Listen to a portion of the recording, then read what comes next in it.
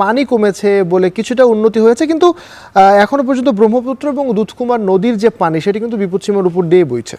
অনেক বাড়িঘর থেকে পানি সরে গেলেও কিন্তু চর এবং যে নিম্নাঞ্চলগুলো রয়েছে সেগুলো কিন্তু এখনো বন্যার পানিতে নিমজ্জিত রয়েছে। আবির, সেই সঙ্গে এই যে বন্যা পরিস্থিতি চলছে, এতে সেখানে যারা বন্যা দুর্গত রয়েছেন তারা কিন্তু দুর্ভোগী দিন পার করছেন।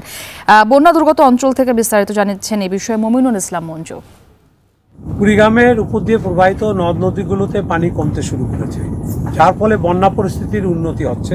তবে এখনও ব্রহ্মপুত্র এবং দুধকুমারের দুটি পয়েন্টে খুব সামান্য পরিমাণ বিপদসীমার উপর দিয়ে পানি প্রবাহিত হচ্ছে।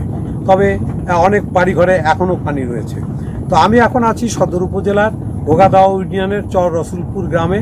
এখানে 170টি পরিবার বসবাস করে, তার মধ্যে প্রায় 5টি পরিবারের বাড়িঘর থেকে পানি সরে গেছে, আর বাকি যে বাড়িগুলো আছে সেখানে কম বেশি পানি রয়েছে। পানিবাহিত রোগ ব্যাধিতে আক্রান্ত হতে শুরু করেছেন। এর মধ্যে জ্বর, কাশি, সর্দি সহ হাতে পায়ে ঘা রয়েছে। পাশাপাশি গবাদি পশুও কিন্তু নানা ধরনের রোগ ব্যাধিতে আক্রান্ত হচ্ছে। এই পরিস্থিতিতে সিভিল সার্জন জানিয়েছেন যে 83টি মেডিকেল টিম এখন বন্যা উপদ্রুত এলাকায় কাজ করছে এবং তারা বিভিন্ন ধরনের পানিবাহিত রোগের চিকিৎসা দেওয়ার চেষ্টা করছেন। অন্যদিকে জেলা পশু সম্পদ দপ্তর জানিয়েছেন তাদের 20টি মেডিকেল টিম বন্যা উপদ্রুত এলাকায় গবাদি পশুর চিকিৎসা দিচ্ছেন।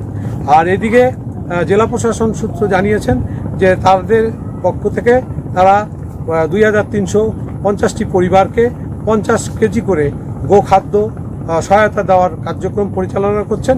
এই ছিল কুড়িগ্রামের বন্যা পরিস্থিতির তথ্য। এর সাথে এখন দুপুরের সময় হলো ছোট্ট